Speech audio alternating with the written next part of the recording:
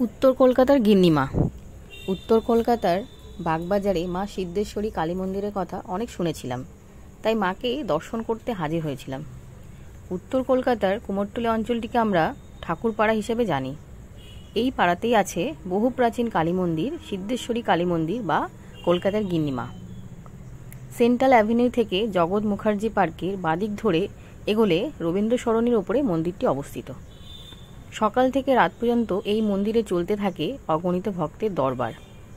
বাইরে থেকে মাকে দর্শন করতে পারে পথচলতি ভক্তরা। মা শালঙ্কারা ও বস্ত্রে আবৃতা। চিন্ময়ী মায়ের এমন রূপ দেখেই পাগল হয়ে নাট্যকার গিরিশ ঘোষ মায়ের নামকরণ করেছিলেন উত্তর কলিকাতার গিন্নিমা।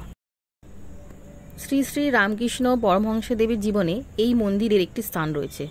কথিত আছে রামকৃষ্ণদেব গঙ্গাঘাটে যাবার পথে মাকে ডাব ও চিনি দিয়ে পুজো দিতেন। বিখ্যাত নাট্যকার গিরিশ ঘোষ তার লেখা মঞ্চস্থ হবার আগে মায়ের পায়ে আগে নিবেদন করতেন। কথিত আছে কেশবচন্দ্র সেন মতান্তরে নাট্যকার গিরিশ ঘোষ দুরারোগ্য ব্যাধিতে আক্রান্ত হলে শ্রী শ্রী রামকৃষ্ণদেবের পরামর্শে সিদ্ধেশ্বরী মা কলিকাতার গিন্নিমার কাছে মানত করেন ও রোগ নিরাময় হন। সাধক রামপ্রসাদ সেনও গান শুনিয়েছিলেন মাকে। আসুন আজ আমরা জেনে নেব উত্তর কলিকাতার গিন্নিমা সিদ্ধেশ্বরীর অজানা ইতিহাস।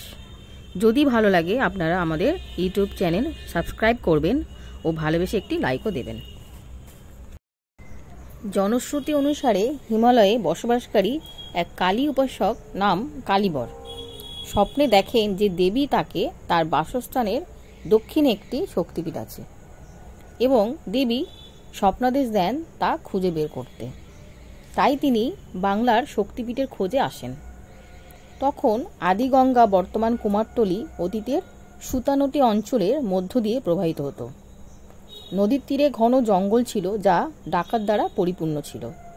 এই অঞ্চলে ভ্রমণ করার সময় তিনি একটি স্থান পান যেখানে ডাকাতরা তাদের দেবীমা কালীকে পূজা করতেন। তিনি এই স্থানকে শক্তিপীঠ বলে মনে করেন এবং সেখানে দিনরাত্রি সাধনা করতে থাকেন।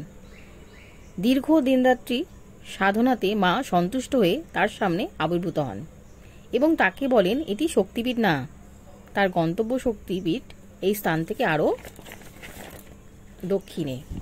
কিন্তু যেহেতু তিনি সেখানে সাধনা করেছিলেন তাই দেবীর নির্দেশে তার মূর্তি নির্মাণ করেন, যা আজও মা সিদ্ধেশ্বরী মা রূপে বিরাজমান। ইতিমধ্যে তিনি নদীতে ভেসে আসা একটি ছেলে ও একটি মেয়ে সম্পর্কে তারা ভাই বোন খুঁজে পান।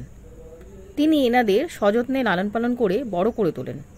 বড় হবার পর ছেলেটির হাতে নিয়মিত পূজার দায়িত্ব দিয়ে কালীবর শক্তিপীঠের সন্ধানে বেরিয়ে পড়েন। পরবর্তীকালে তিনি যে শক্তিপীঠের সন্ধান পান তা হল কালীঘাট। চক্রবর্তী ভাই বোন জুটি সিদ্ধেশ্বরী কালী মন্দিরে থাকতেন। বোনের মুখার্জি বংশে বিবাহ হয়। পরবর্তীকালে ভাই সন্ন্যাসী হলে বোনের মুখার্জি বংশ পূজার দায়িত্ব নেন। সেই থেকে আজও এই মুখার্জি পরিবার বংশ পরম্পরায় পূজা নিবেদন করে আসছে। ইতিহাস ঘাটলে জানা যায় তৎকালীন ইংরেজ কালেক্টর গোবিন্দরাম মিত্র 1731 সালে নবরত্ন মন্দির স্থাপন করেন, যেখানে দেবীকে প্রতিষ্ঠা করা হয়। 1733 সালে ভয়ঙ্কর ভূমিকম্পে মন্দিরের চূড়া ভেঙে যায় ও 1840 সালে ধূলিসাৎ হয়। বর্তমান দালান মন্দিরটি অভয়চরণ মিত্র তৈরি করেছেন। এছাড়াও পরবর্তীকালে শ্যামলাল মল্লিক, বিনোদ বিহারী মল্লিকের অর্থে মন্দির সংস্কার হয়।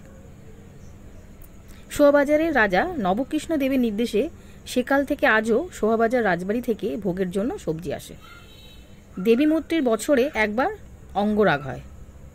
দেবীর বাম পায়ের দিকে রয়েছে শ্বেত দিগম্বর মহাদেব। মন্দিরে দেবীর হাতের খাড়া ছাড়াও আরও দুটি খাড়া আছে। তার মধ্যে একটি খাড়া দিয়ে বলি হতো, যার ধোয়া জল অনেক ভক্ত বাড়ি নিয়ে যান।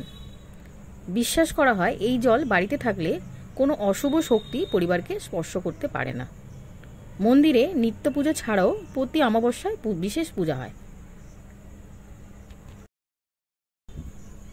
বৈশাখ মাসে বুদ্ধ পূর্ণিমায় দেবীর কুলদোল উৎসব হয়। এই দিন দেবীকে ফুল দিয়ে সাজানো হয়, ফুলের গয়না পরানো হয়। বন্ধুরা, তোমরা অবশ্যই বাগবাজার সিদ্ধেশ্বরী মাতার মন্দির বা কলিকাতায় গিন্নিমাকে দর্শন করতে যাও। এবং মায়ের আশীর্বাদ সকলে নাও। পথ নির্দেশনার জন্য গুগল ম্যাপ লিংক আমাদের ডেসক্রিপশনে দেওয়া আছে। বন্ধুরা, কেমন লাগলো আজকের ভিডিও কমেন্টে জানাও। ভালো লাগলে সাবস্ক্রাইব করো, লাইক করো, শেয়ার করতে কিন্তু ভুলো না। ভালো থেকো, সুস্থ থেকো। মা সিদ্ধেশ্বরী মায়ের কৃপায় সকলে মঙ্গল হোক। আপনারা সকলে সুস্থ থাকুন, ভালো থাকুন।